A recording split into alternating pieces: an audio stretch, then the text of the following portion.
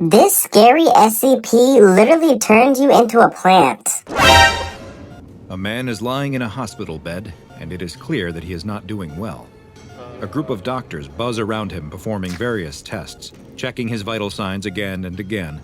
Oh the man feels no! weak and a little disoriented, and the looks on the various doctors' faces tells him all he needs to know. Something is very wrong with him. Yeah, he doesn't Finally, look there is fine a at break in the all. commotion, and the doctors stop prodding at him and peering into his eyes with a bright, blinding light. All of the doctors and nurses leave the room except for one. The doctor steps towards the man and tells him that he has some bad news. Oh no, what's the bad news? Before the doctor can finish, someone else emerges from the shadows in the corner of the room and taps him on the shoulder. "I'll handle this." The man hadn't noticed this person, but he can see now that he's dressed in a suit, and unlike the doctors, he doesn't have any identifying items like a name tag or badge. What in the world? Who Maybe is he's that? some kind of professor, or a renowned surgeon who is going to tell him how they will make him better. The doctor Maybe. steps back from the bed, but the man in the suit tells the doctor that it would be best if he and the patient could be left alone. Just for a moment, of course. The doctor nods in agreement and leaves the room. The man in the suit waits until the door is closed behind him to continue. He tells the sick man that he has a rare condition, quite rare. So rare, in What? fact, What's the that you're condition? the only person to ever have it. The only recorded The case only in history. person? No The man in the suit way. sits down on the bed next to the man and takes his hand, lifting it up, examining it. The man's hand is an odd color. It has a slight green tint to it, and the skin itself appears to be taking on a fibrous quality. Oh The no. sick man feels very tired, but he manages to whisper, "Are you a doctor? Are you going to help me?" The man in the suit responds, "Yes, I'm a doctor. Of sorts. A doctor What is and a that supposed to researcher. mean? I work for a very important organization, and I specialize in cases just like yours. Well, not exactly like yours. You're unique. Quite special, in fact." The sick man Really? offers a weak smile. "I'm very lucky." "Oh yes, very lucky indeed. Well, not because of your condition, of course, but because I am here. You see, if it's all right with you, we'd like for you to come with us, to come stay at one of our facilities for a while. We can't promise that we'll be able to figure But out who is exactly this what's guy? happening or why. But if we can, we have a much better chance of figuring out how to cure it. To cure you, so you can go back to a normal life. Do I have much Okay, of a then. choice?" The sick man asks. "Of course you do. It's completely up to you. I think this would be your best course of action, your best by far, in fact. But we can't force you to do anything you don't want to do." The sick man looks down at his greenish hand again, turning it over in front of his face, examining the small growths that seem to be What sprouting in the from his skin. world? "When do we leave?" He's like a "Right whole, now," like, the man in the suit tells a him. plant. "The nurses will come get you ready, and then we'll be on our way." The man in the suit leaves the room and closes the door behind him. Standing next to the door in the hallway are a pair of men wearing tactical uniforms like a SWAT team. The man in the suit tells them that luckily they won't be needed today. This one is coming easy. The sick man Really? lies on a bed, but now Why is the he in a SWAT new team room. there? This one is even more sterile than the hospital, with cold concrete walls and harsh fluorescent lights. Just like in the hospital, he's surrounded by a seemingly never-ending cast of doctors, nurses, and researchers. They too poke and prod at him, take samples, and administer all kinds of tests. No way. As time goes on, the man's condition only grows worse. It seems there's Oh nothing my that they can do to gosh. stop his He's condition literally a from advancing. plant. The green A color growing spreads across his tree. body, and his skin soon becomes woody and stiff. If he sits in one place What for in too the long world? without moving, tiny fibers emerge from his skin, like probing roots looking for soil. Ew, that's All the while, gross. the man grows weaker and more fragile. He looks like a Even the slightest cactus. movement seems to cause him great pain. The doctor who originally brought the man to the facility gathers with a small group in the observation room next to the man's containment cell. They discuss the results of a recent test, which showed that much of the melanin in his skin has somehow been replaced with chlorophyll, and that the fibrous What? quality of his skin is being caused by the appearance of cellulose around his cells. In other words, he isn't just starting to look like a plant. He's truly becoming He is a plant now. There doesn't seem to be anything they can do to stop it. Try as they might, they haven't found a single clue as to what is causing the man's condition, or how to treat it.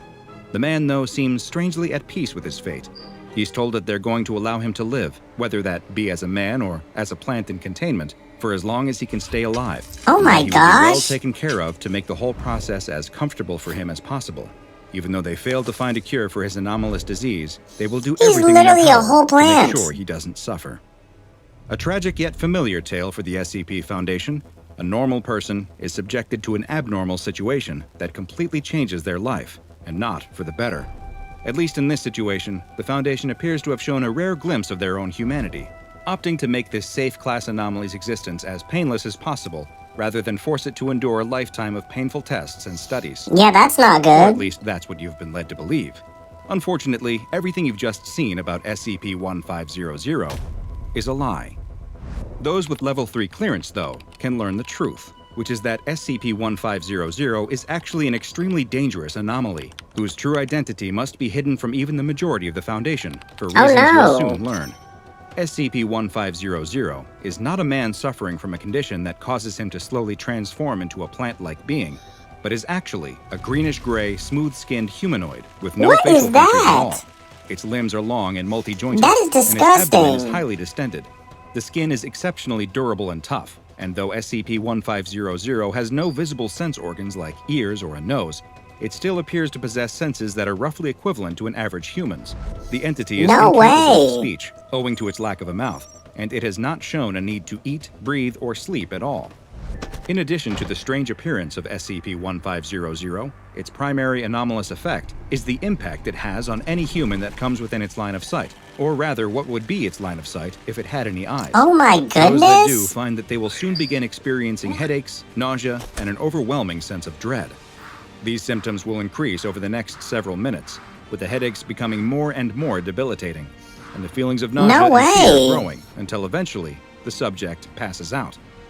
They will remain unconscious for roughly 15 seconds, after which they will awaken and claim to have no memory of ever being exposed to SCP-1500. But something else strange also happens to the subject after waking. When What asked to describe happens? the creature known as SCP-1500, they will no longer remark on its faceless head or long twisted limbs. Instead, they will describe the creature as being an average-looking Caucasian male.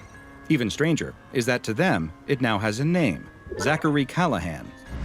In further Zachary? interviews with subjects exposed So to it, like, SCP-1500, it shapeshifts? it became clear that many of their memories had been reshaped to now include the entity in its human-looking Zachary Callahan form. They would often describe him as a close friend from childhood or early adulthood, and one that played a significant role in their lives. They also claim that they are perfectly capable of communicating with Zachary Callahan, able to carry Really? on conversations with him, while all the observing researchers will see is an apparently one-sided conversation between the subject and the featureless gray-skinned creature. While Foundation personnel have found that they are able to remove the false memories from the subject's minds through the use of amnestics, they have yet to be able to reverse the effect that causes the subject to see SCP-1500 as a human being, and everyone who has been exposed continues to see the entity as Zachary Callahan forevermore. It is still unknown what kind of long-term effects this exposure may have, or how dangerous to their mental or physical health it will Yeah, turn out how to bad be. is this? Even more concerning is that evidence has emerged that SCP-1500 may be able to affect more than just those in its immediate presence. Recently, a United States senator was giving a televised speech on a rather uninteresting topic.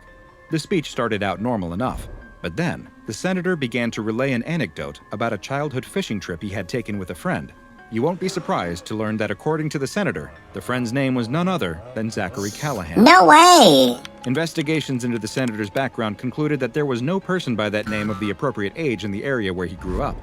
It was also discovered the senator had suffered an especially bad migraine at a dinner party the week before the speech. Are we Further serious? research into SCP-1500's memory-altering effects have also revealed that they might just be more intrusive than first believed. Rather than simply appearing as an old friend, subjects exposed to 1500 have begun to report that Zachary Callahan actually played a much more prominent role in their lives, either as a close relative, a parental figure, or even a former lover. In each of these cases, the subjects described their feelings for Zachary Callahan as ones of adoration, and that he made them feel protected and loved. Most troubling of all That's so is a interesting. recent addendum to the SCP-1500 file, which describes the very latest research on the anomaly and its effects. It is now estimated that as many as 23,000 people all across the world have been affected by the creature. With the idea of Zachary 23,000? Callahan implanted into their memories. It is unknown why it is trying to spread its influence so far and wide, but one clue that may point to a nefarious purpose is that it seems to be disproportionately targeting political and military figures, as well as What? SCP Foundation personnel. Following these new developments, I didn't even know it had targets. SCP-1500 to Keter was requested and granted. Due to the risk that SCP-1500 poses through its anomalous effects and its powerful ability to influence those in positions of great power, it is permanently kept in a modified humanoid containment cell at Site-17. No personnel are allowed to enter into its containment chamber under any circumstances, nor are there security cameras in its cell. A false containment document describing a human male with an anomalous plant-like effect was placed in the database in order to deter further investigation into the real SCP-1500. And any personnel who experience painful, persistent headaches are immediately transferred away from Site-17, while any who attempt to breach containment are immediately terminated. Immediately? Is SCP-1500 planting the seeds That for is something big literally by not good infiltrating at the minds all. of some of the most influential people on Earth? Or is it merely looking for a connection as it takes on a form that it wishes it could have in the only way it can, inside an imagination? Perhaps one day, Oh no. we will know the answer.